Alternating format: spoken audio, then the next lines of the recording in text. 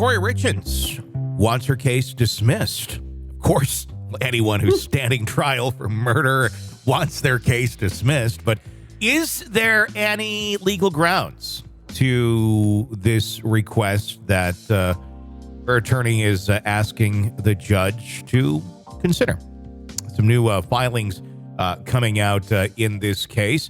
Before you say, well, that's just crazy,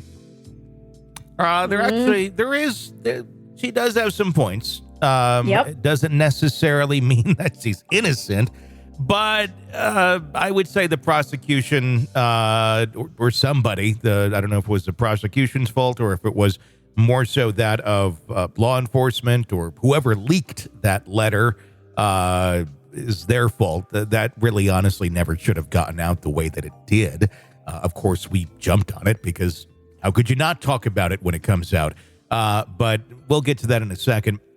The legal team of Kouri Richins, who, of course, she stands accused of that chilling case of poisoning her husband with fentanyl in the Moscow Mule, has made this move, seeking the dismissal of her case. The argument is rooted in the belief that their client Richins can no longer obtain a fair trial due to what they cite as prosecutorial misconduct. The detailed position, the attorneys highlighted several significant requests. Chief among them are the removal of the Summit County Attorney's Office from the proceedings and a change of venue, transferring the case to Salt Lake City. Perhaps the most controversial aspect revolves around the document discovered in Richins' cell in September, colloquially dubbed the walk the dog letter. This is the one where she said, hey, that's just it's a manuscript for another book because my last one was so successful. So that's all it is. I mean, it does seem like I'm asking my brother and mother to lie to authorities for me in the letter. But no, it's just it's a manuscript. You silly people. Why would you think I would ever ask anyone to do that? So that's that. They're having issue with it. The document allegedly contains explicit instructions, like we're talking, directed towards Richins' family members, guiding them how they should testify in court. This very discovery is the underlying reason the court is now contemplating imposing a no-contact order to curtail Richins' interactions with her family. The court is set to make a decision on that coming up in November. Diving into the petition, Richins' attorneys assert that the public unveiling of the Walk the Dog letter stands in direct violation of the gag order. And this is where they have a point. Yes, it is. This is a very good point. So take the content of the letter out of the question here. Just the act of it being released the way it was and by who did it. That shouldn't have been done, and it can create problems, which has been imposed by the court, it was imposed by the court on May 31st, the gag order. In their view, not only is the letter itself not indicative of any criminal activity, it is, but they're going to try and get that dismissed though and off of here because of the way it was released.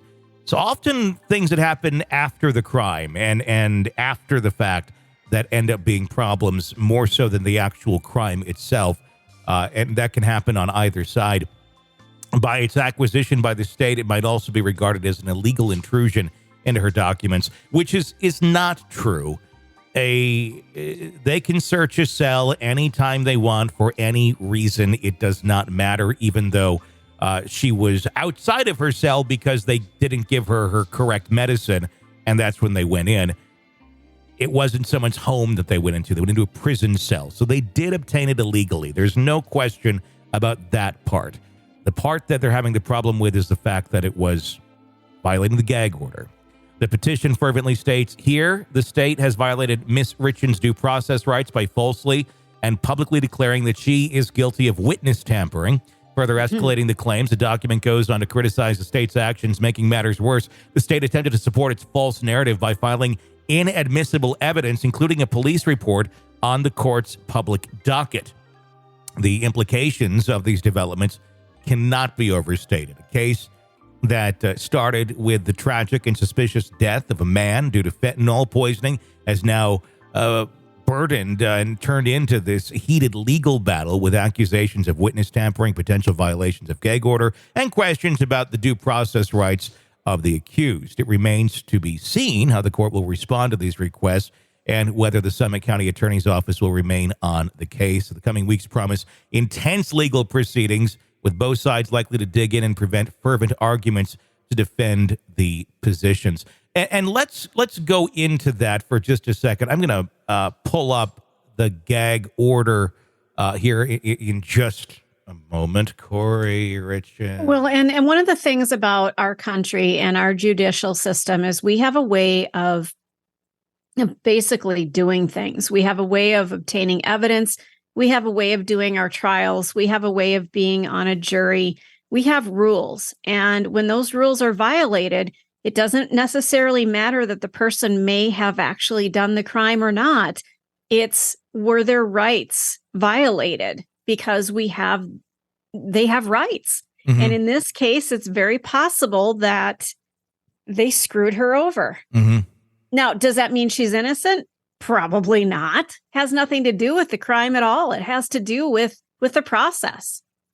Yeah, and that's really, if you respect the process and you believe in it, you kind of have to, believe in it full force. No matter who it's in favor of or against, it's the justice is blind, theory, if you will.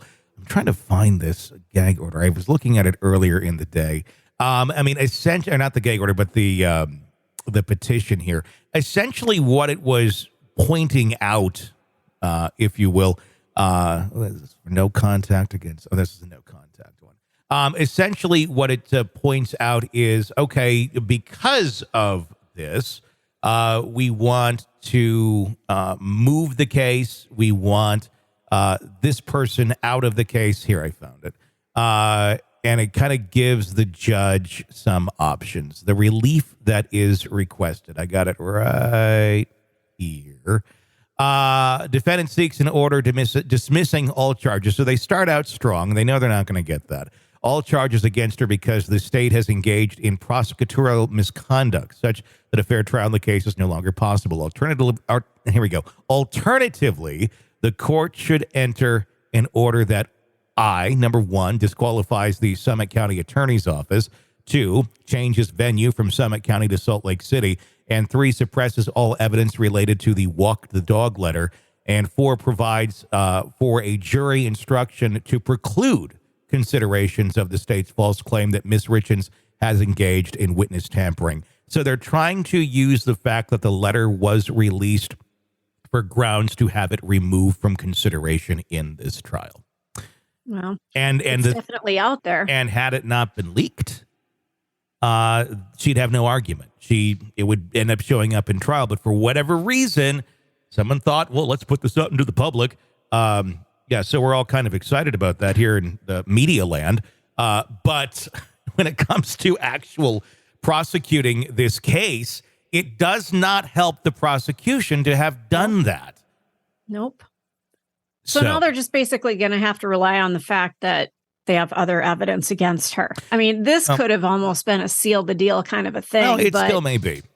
That's the thing. The judge is yet to rule on it. I honestly don't think it's going to be taken out of consideration here or evidence. I think it's a key piece. I think it says a lot. There's no reason why it shouldn't honestly be part of it. Does it violate the gag order? Yes, but is it key to the prosecution of this? Yes. It doesn't change that it was written. It doesn't change it was written by her. All it changes is who it was released to, and that the public has an ickier opinion of her than before. The only thing that I think that you could get some ground on here is changing the county attorney's office. That may be changed, and possibly the venue. But I don't think it's going to... But what about the possible witness tampering? I mean, could you get a fair jury out of this? No, witness tampering, she's trying to tamper with the witnesses. So that's her. That's on her for trying to do that. Although she denies that's what she was doing, it's exactly what she was doing. I mean, anybody can see directly through that.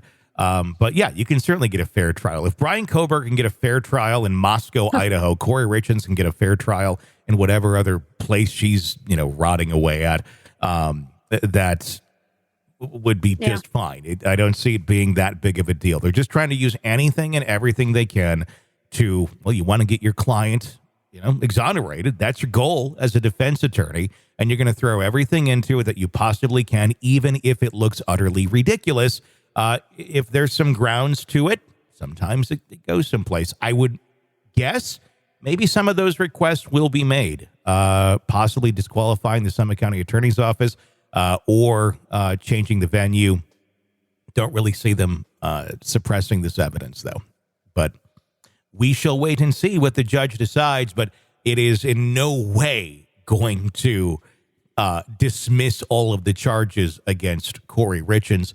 Maybe she should write a new book about that, about how the magical charges were dismissed and she went off to live a happy life ever after, although that will never, ever happen. Sick of the ads? We are too. Start listening with no commercials now and get access to all of our episodes in advance of everyone else. Become a True Crime Today Premium Plus subscriber on Apple Podcasts. Search True Crime Today Premium Plus on Apple Podcasts or go to our podcast page and sign up now. True Crime Today Premium Plus. Sign up now.